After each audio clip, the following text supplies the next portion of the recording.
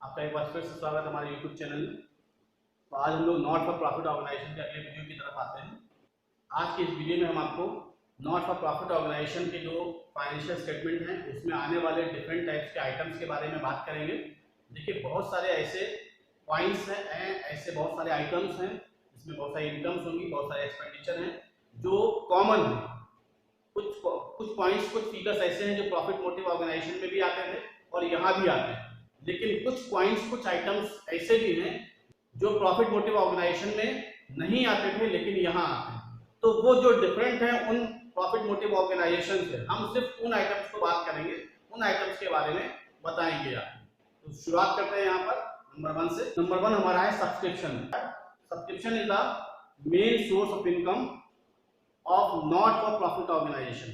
जो हमारे not for profit motive organization है, जिसमें हमने आपको एग्जांपल के रूप में कुछ schools, hospitals, sports club, library आदि बताए थे, इनके कुछ मेंबर्स होते हैं। वो मेंबर्स इन ऑर्गेनाइजेशन को ऑपरेट करने के लिए कुछ पैसा डोनेट करते हैं और वो जो डोनेशन है, जो रेगुलर मेंबर उस पैसे को देते हैं, उसको यहाँ पर सब्सक्रिप्शन कहा जाता है। तो जो सब्सक्रिप्शन मेंबर्स द्वारा दिया जाने वाला रेगुलर अमाउंट होती है और ये मंथली या ईयरली दिया जाएगा।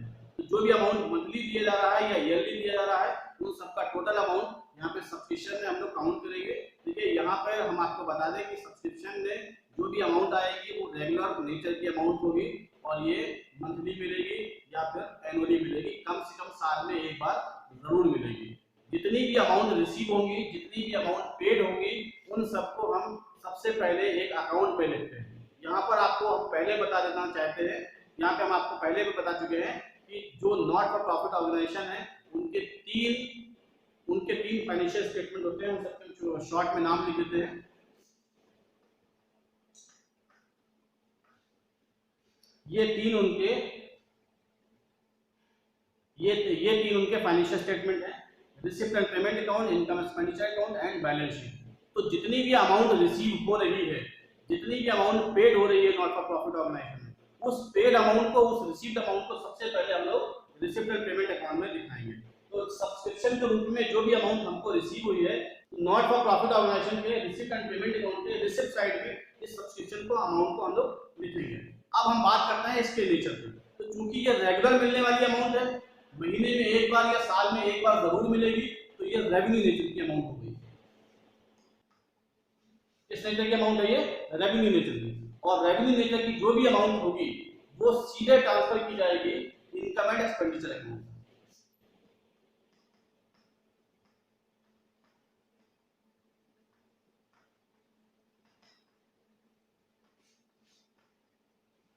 देखिए, अमाउंट लिखने से पहले आप लोग एक समझ लें, जो अमाउंट रिसीव हुई वो यहां जाएगी, ठीक है, और जो अमाउंट करंट ईयर से रिलेटेड है, सिर्फ करंट ईयर से रिलेटेड है, वो अमाउंट यहां जाएगी। अगर सपोज दैट कोई अमाउंट हमको 50,000 रुपए मिली है, 50,000 अमाउंट रिसीव हुई है, तो ये 50,000 पूरा ट्रांसफर कर देंगे रिसिप्ट एंड पेमेंट अकाउंट में। लेकिन अगर इस 50,000 रुपीज में 2,000 रुपीज प्रीवियस ईयर के हैं, मतलब पिछले साल के हैं, तो उसको माइनस करके जो अमाउंट बच रही है 48,000, इस 48,000 को हम लोग इनकम एंड एक्सपेंडिचर अकाउंट में दिखाएंगे। और किस इनकम एक्सपेंडिचर अकाउंट के?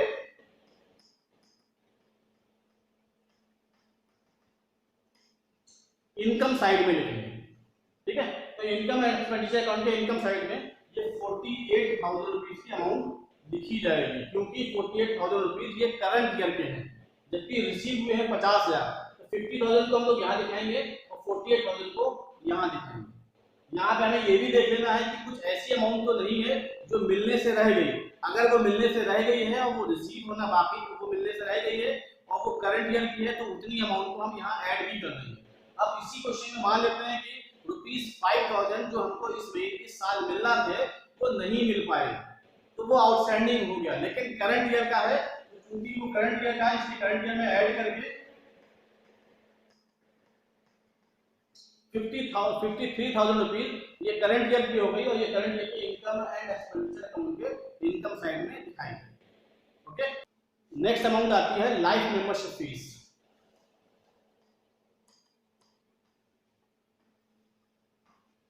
लाइफ मेंबरशिप फीस क्या होती है?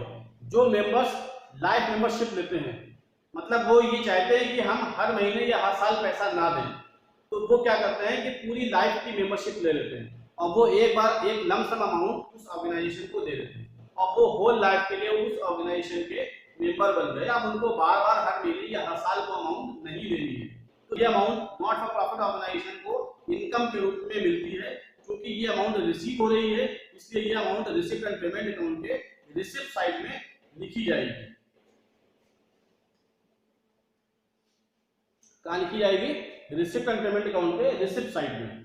अब हम इसके नेचर की बात करते हैं। तो ये चूंकि जैसे कि बताया गया कि एक मेंबर लाइफ टाइम के लिए मेंबरशिप लेता है और लाइफ टाइम की एक बार लमसम अमाउंट फीस के रूप में देता है, तो चूंकि वो एक बार दे रहा है होल लाइफ में, ये बार बार अमाउंट हर साल नहीं मिलती है, तो ये कैपिटल नेचर की अमाउंट है। इसका नेचर कैपिटल नेचर। और जो अमाउंट कैपिटल नेचर का होता है वो बैलेंस शीट में ट्रांसफर होता है। तो ये अमाउंट बैलेंस शीट में जाएगी और बैलेंस शीट के लायबिलिटी साइड में जाएगी। ठीक है, तो कैपिटल नेचर की अमाउंट बैलेंस शीट में आएगी, रेवेन्यू नेचर की amount income and expenditure account में आएगी। ये चूंकि अमाउंट मिल रही है लायबिलिटीज में जाएगी, ये अमाउंट मिल रही है इसलिए इनकम साइड में जाएगी। ठीक है, नेक्स्ट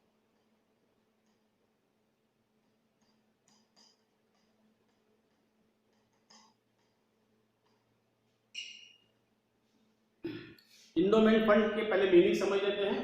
कोई भी पर्सन, कोई भी व्यक्ति किसी भी ऑर्गेनाइजेशन को जब कोई एक बड़ी अमाउंट गिफ्ट के रूप में देता है और किसी एक स्पेशल पर्पस के लिए देता है, तो वो स्पेसिफिक नेचर का हो जाता है और उस अमाउंट को हम लोग इंडोमेंट फंड में ट्रांसफर करते हैं। वो एक फंड के रूप में यूज किया जाता है क्योंकि स्पेशल पर्पस के लिए दिया गया है, तो वो इंडोमेंट फंड के रूप में दिखाया जाएगा। ये एक ऑर्गेनाइजेशन के लिए, नॉट फॉर प्रॉफिट ऑर्गेनाइजेशन के लिए ये इनकम होती है, पैसा मिल रहा है, तो जो भी अमाउंट इनको रिसीव होगी वो सबसे पहले रिसिप्ट एंड पेमेंट अकाउंट में ट्रांसफर की जाएगी। रिसिप्ट एंड पेमेंट अकाउंट में रिसिप्ट साइड में ट्रांसफर की जाएगी। तो इसको हम लोग रिसिप्ट एंड पेमेंट अकाउंट के रिसिप्ट साइड में लिखेंगे क्योंकि ये मिल रही है, इसी रिसिप्ट एंड पेमेंट अकाउंट में जाएगी। अब हम इसके नेचर की तरफ बात करते हैं। देखिए, जैसे कि पहले भी बताया गया कि ये अमाउंट रेगुलर नहीं मिलती है। कोई व्यक्ति, कोई पर्सन कभी किसी स्पेशल पर्पस के लिए दे सकता है, तो क्योंकि कभी कभी मिल रही है, स्पेशल पर्पस के लिए मिल रही है, जरूरी नहीं है कि हर साल मिले। ये नॉन रिकरिंग नेचर की है, ये कैपिटल नेचर की कहलाएगी है। इसका नेचर हो गया कैपिटल। तो जो कैपिटल नेचर की अमाउंट होगी वो बैलेंस शीट में ट्रांसफर होगी। इसको भी हम लोग बैलेंस शीट में लायबिलिटी साइड में ट्रांसफर करेंगे। ठीक है, तो कैपिटल नेचर की अमाउंट जितनी भी होंगी वो सब बैलेंस शीट में जाएंगी, जो अमाउंट मिल रही होगी वो लायबिलिटी साइड में दिखाएंगे। तो नेक्स्ट हम लोग बढ़ते हैं इंट्रेंस फीस में। इंट्रेंस फीस समझ लेते हैं। जब कोई मेंबर किसी नॉट फॉर प्रॉफिट ऑर्गेनाइजेशन में फर्स्ट टाइम एंट्री करता है तो वो अमाउंट उनको देनी होती है एडमिशन की फीस के रूप में। तो एडमिशन की फीस के रूप में जो अमाउंट दी जा रही है वो इंट्रेंस फीस या एडमिशन फीस कहलाती है। तो ये अमाउंट उस ऑर्गेनाइजेशन के लिए एक इनकम के रूप में होती है और क्योंकि ये पैसा मिल रहा है इसलिए रिसिप्ट एंड पेमेंट अकाउंट में इसको ट्रांसफर किया जाएगा। रिसिप्ट साइड में, रिसिप्ट एंड पेमेंट अकाउंट के रिसिप्ट साइड में जाएगा। अब हम लोग इसके नेचर पे बात कर लेते हैं कि ये किस नेचर का अमाउंट है, किस नेचर का ट्रांजैक्शन है। देखिए, ये अमाउंट कभी कभी मिलती है, रेगुलर नहीं मिलती है। जिसका जो अमाउंट मिलने का एक सिस्टम है वो इसके मेंबर्स देते हैं। जब एडमिशन जैसे जैसे मेंबर्स आते जाएंगे वैसे वैसे वो अमाउंट मिलती जाएगी। तो इसके साथ में क्या है कि लोग इसके जो बायलाज है वो इसके लिए क्या कहता है, उस बायलाज के अनुसार ही हम इसके नेचर को डिसाइड करें। कभी कभी बायलाज ये कह सकता है कि ये अमाउंट कैपिटल नेचर की मानी जाए, कभी कभी ये बायलाज कह सकता है कि ये अमाउंट रेवेन्यू नेचर की मानी जाए, या कभी कभी इसमें ये भी कह सकते हैं कि इसकी 50% अमाउंट कैपिटल नेचर की मानी जाए और 50% अमाउंट रेवेन्यू नेचर की मानी जाए। तो जो भी नेचर का होगा, जिस नेचर का अमाउंट ट्रीट किया जाएगा, उसी नेचर के अनुरूप हम उसको ट्रांसफर करेंगे।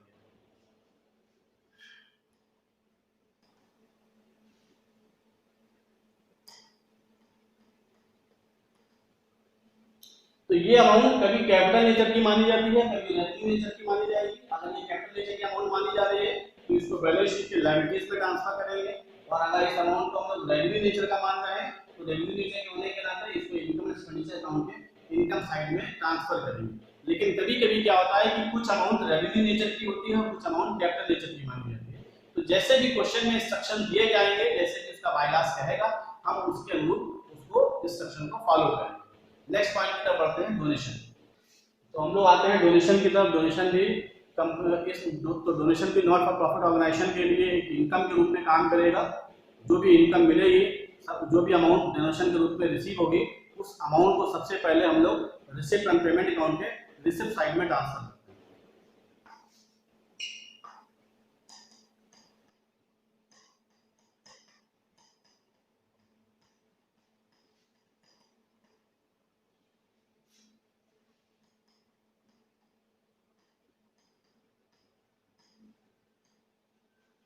तो रिसिप्ट एंड पेमेंट अकाउंट के रिसिप्ट साइड में ये अमाउंट ट्रांसफर कर दी जाएगी। तो डोनेशन के नेचर को समझने से पहले हम लोग इस डोनेशन को और क्लासिफाई कर लेते हैं। तो डोनेशन को डिफरेंट पार्ट्स में डिवाइड किया जाता है।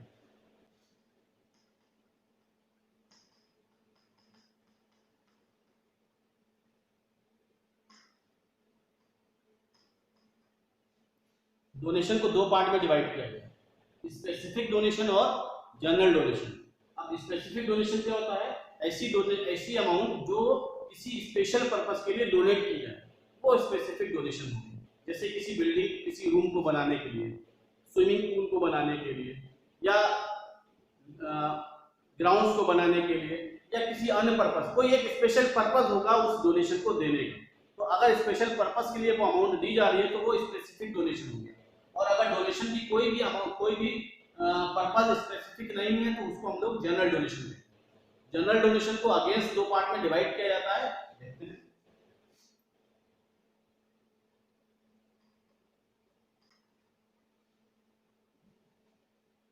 तो big amount of general donation and small amount of general donation. तो इस तरह से ये क्लासिफाई किया है डोनेशन को इन्होंने। अब डोनेशन को, दोनों डोनेशन को हम लोग अलग अलग समझ लेते हैं, इसका क्या नेचर है, किस तरह के अमाउंट है। देखिए, डोनेशन कोई सी भी हो, किसी भी तरह का डोनेशन का अमाउंट हो, चाहे वो स्पेसिफिक डोनेशन हो, चाहे जनरल डोनेशन हो, चाहे वो बिग अमाउंट हो, चाहे वो स्मॉल अमाउंट हो, जो भी अमाउंट डोनेशन की रिसीव हुई है, उस अमाउंट को सबसे पहले हम लोग ट्रांसफर करते हैं रिसिप्ट एंड पेमेंट अकाउंट के रिसिप्ट साइड। इसके बाद हम उसके नेचर के अनुरूप उसको हम क्लासिफाई दूसरे इनकम एक्सपेंडिचर अकाउंट या बैलेंस शीट में ट्रांसफर करेंगे। तो स्पेसिफिक डोनेशन चूंकि स्पेसिफिक पर्पस के लिए दी जा रही है, किसी एक खास मकसद है, कोई एक खास मकसद है इसका, बार बार नहीं मिलेगा ये, इसलिए इसका जो नेचर होना चाहिए वो कैपिटल नेचर होना चाहिए।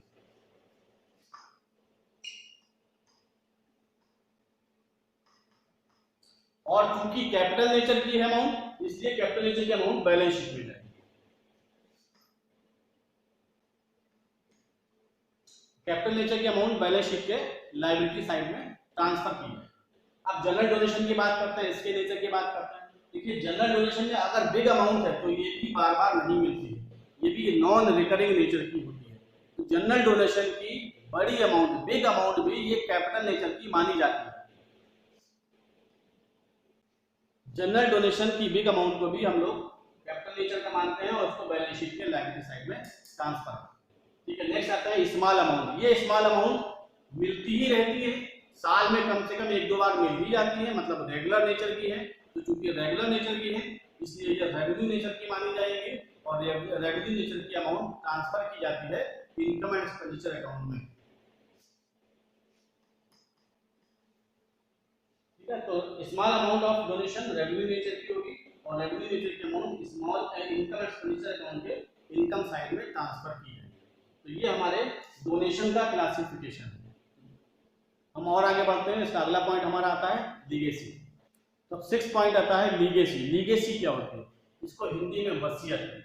जब कोई व्यक्ति, चाहे वो मेंबर हो या वो मेंबर ना हो, अगर वो अपनी प्रॉपर्टी को अपनी मृत्यु के बाद, अपनी डेथ के बाद किसी ऑर्गेनाइजेशन को देने के लिए लिख देता है, बिल कर देता है, वसीयत लिख देता है, तो वो लीगेसी बन। देखिए, लीगेसी की जो अमाउंट है, लीगेसी के रूप में जो भी पैसा मिल रहा है, जो भी अमाउंट मिल रही है, वो सब रिसिप्ट एंड पेमेंट अकाउंट के रिसिप्ट साइड में ही जाएगी। इसको सबसे पहले ट्रांसफर करेंगे रिसिप्ट एंड पेमेंट अकाउंट। अब इसके बाद हम इसके नेचर की तरफ बढ़ते हैं। तो चूंकि जो लीगेसी की अमाउंट है, ये रेगुलर नहीं मिलेगी। एक व्यक्ति जिसकी डेथ हुई है, वो अपनी पूरी लाइफ में एक बार देगा, और ये भी जरूरी नहीं है कि हर व्यक्ति अपनी डेथ के बाद लीगेसी के रूप में कुछ वसीयत नॉट फॉर प्रॉफिट ऑर्गेनाइजेशन के नाम कर जाए, तो ये रेगुलर नेचर की नहीं होती है, ये कैपिटल नेचर की मानी जाएंगी। और कैपिटल नेचर होने के नाते इसको हम लोग बैलेंस शीट में ट्रांसफर,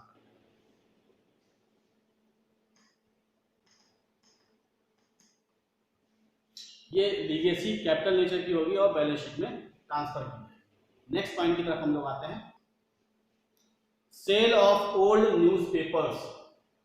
न्यूज़पेपर तो डेली आता है, कुछ न्यूज़पेपर ऐसे आते हैं जो वीकली आते हैं, तो आने के बाद कुछ समय के बाद उनका यूज खत्म हो जाता है और उस न्यूज़पेपर को क्या करते हैं, उसको बेच देते हैं।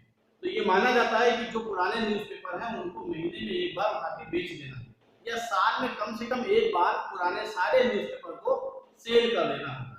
तो इस न्यूज़पेपर को बेचने से जो अमाउंट मिलेगी वो सबसे पहले रिसिप्ट एंड पेमेंट अकाउंट में रिसिप्ट साइड में ट्रांसफर की जाएगी।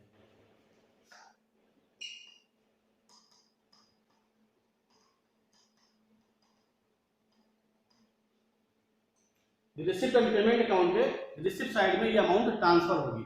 अब हम इसके नेचर की बात करते हैं। जैसा कि अभी हमने थोड़ी देर पहले बताया कि ये महीने में कम से कम एक बार सारे पुराने न्यूज़पेपर को सेल कर देते हैं, या कम से कम साल में एक बार पुराने सारे न्यूज़पेपर को सेल कर देना होता है, इसलिए ये रेवेन्यू नेचर की अमाउंट मानी जाएगी। और रेवेन्यू नेचर होने के नाते इनको इनकम एंड एक्सपेंडिचर अकाउंट के इनकम साइड में भी लिखी।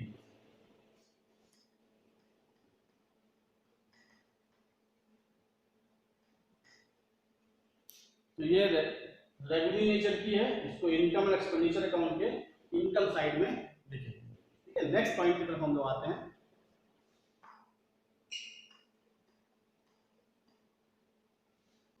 Cell of old asset. Old assets को बेचना। ओल्ड एसेट्स बेचने के लिए क्या है, कुछ ऐसी एसेट्स होती है जो मेरे पास पड़ी है और मेरे लिए वो यूजलेस हो गई या वो डैमेज हो गई, उनको हमें बेच देना। जैसे फर्नीचर है, यूज किया कुछ साल, 2 4 5 साल तक यूज करने के बाद उसको सेल कर दिया। या बिल्डिंग है, मेरे पास एक्स्ट्रा थी, मैंने बेच दी। ठीक है, या फिर कुछ और कोई भी एसेट जो मेरे पास एक्स्ट्रा थी, मैंने उसको लिया, उसको सेल कर दिया। तो क्योंकि सेल किया तो पैसा मिलेगा।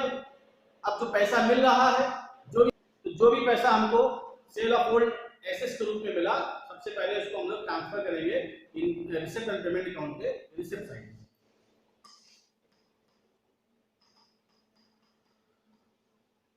ठीक है, तो सबसे पहले रिसिप्ट एंड पेमेंट अकाउंट के रिसिप्ट साइड में ट्रांसफर करेंगे क्योंकि ये अमाउंट मिल रही है। अब इसकी नेचर की तरफ आते हैं कि ये किस नेचर का है। देखिए, रिसिप्ट जो हमने सेल किया है अपनी ओल्ड एसेट्स को, क्या ये रेगुलर सेल करेंगे? क्या हम हर साल किसी एसेट्स को खरीद के हर साल बेच देंगे? हर साल बिल्डिंग खरीदेंगे फिर बेच देंगे उसी साल, फिर अगले साल खरीदेंगे फिर उसी साल बेच देंगे, या फर्नीचर खरीदा अगले साल उसी साल बेच दिया? तो जो भी एसेट्स होंगी उनको हम हर साल नहीं बेचते। एक बार एसेट्स खरीद ली, 4 5 साल 10 साल उसको यूज किया, जब यूजलेस हो गई या डैमेज हो गई तब हम उसको सेल करते। तो जो हमारा sale of old newspaper old तो जो हमारा सेल ऑफ ओल्ड एसेट्स है, ये कैपिटल नेचर का माना जाता है। और कैपिटल नेचर होने के नाते इसको हम लोग बैलेंस शीट में ट्रांसफर करते हैं। तो सब कैपिटल नेचर का होने के नाते इसको हम लोग ट्रांसफर करेंगे बैलेंस शीट में। और बैलेंस शीट में क्या करेंगे, जिस एसेट्स को बेच रहे हैं उस एसेट्स में से वो अमाउंट डिडक्ट कर दी जाएगी, माइनस कर दी जाएगी। तो ये हमारा सेल ऑफ ओल्ड एसेट्स के बारे में। एक पॉइंट और बचता है हम लोगों का, एक पॉइंट हम लोगों को और बचता है ऑनरेरियम, उसको भी समझ लेते हैं।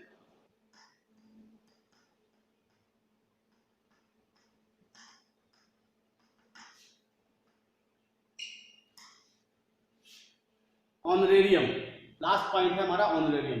ऑनरेरियम क्या होता है पहले इसको समझें। तो ऑनरेरियम एक अमाउंट है जो हम किसी पर्सन को देते हैं उनसे कुछ सर्विस के बदले। जिस व्यक्ति को, जिस पर्सन को देंगे वो हमारा रेगुलर एम्प्लॉय नहीं होगा, वो कभी कभी आएगा, अपनी सर्विस देगा और वो चला जाएगा। अब सवाल यहाँ पे ये उठता है कौन सी सर्विस होती है। जैसे हमारा स्पोर्ट्स क्लब चल रहा है, तो हम वहाँ पे स्पोर्ट्स क्लब में किसी एक कोच को बुला लेंगे, उसको कुछ फीस दे देते हैं। महीने में एक बार उसको हमने कह दिया कि सब आप महीने में एक बार या 2 बार आ जाया करिए और हमारे बच्चों को कुछ टिप्स सिखा दीजिए।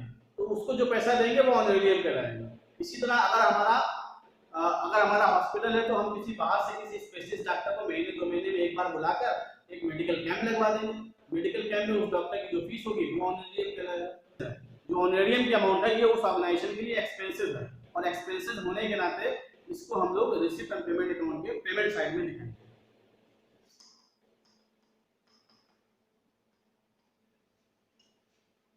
रिसिप्ट एंड पेमेंट अकाउंट के पेमेंट साइड में ये शो हो गया।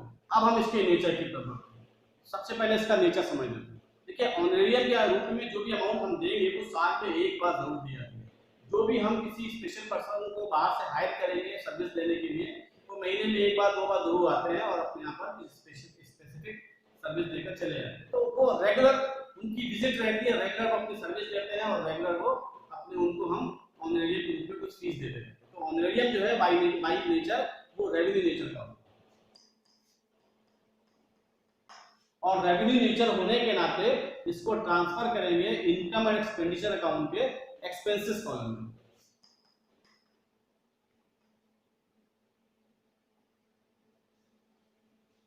तो इसको ट्रांसफर किया जाएगा इनकम एंड एक्सपेंडिचर अकाउंट के एक्सपेंडिचर वाले साइड। ये हमारे कुछ स्पेसिफिक आइटम्स थे जो सिर्फ नॉट फॉर प्रॉफिट ऑर्गेनाइजेशन वाले केस में ही आते हैं, प्रॉफिट मोटिव ऑर्गेनाइजेशन में ये नहीं आते हैं। तो ये वहां से अलग है, इसलिए इसको डिटेल में समझना जरूरी है। एक बार हम फिर से आपको बता दें कि जो भी अमाउंट हमें रिसीव हुई है या जो पेड हुई है वो हर हाल में रिसीव्ड एंड पेमेंट अकाउंट में ट्रांसफर की जाएगी, चाहे वो किसी भी नेचर की हो, किसी भी ईयर की हो, उसको रिसीव्ड एंड पेमेंट अकाउंट में ट्रांसफर करें। फिर उसके बाद हम उसके नेचर की तरफ आते हैं, ये देखते हैं कि वो किस नेचर का है। अगर वो कैपिटल नेचर का है तो उसको बैलेंस शीट में ट्रांसफर करेंगे, और अगर वो रेवेन्यू नेचर का है तो वो इनकम एंड एक्सपेंडिचर अकाउंट में ट्रांसफर किया जाएगा। तो रिसिप्ट एंड पेमेंट अकाउंट में वो रिसीव हुई अमाउंट सारी की सारी आ जाएंगी जितनी भी मिली है।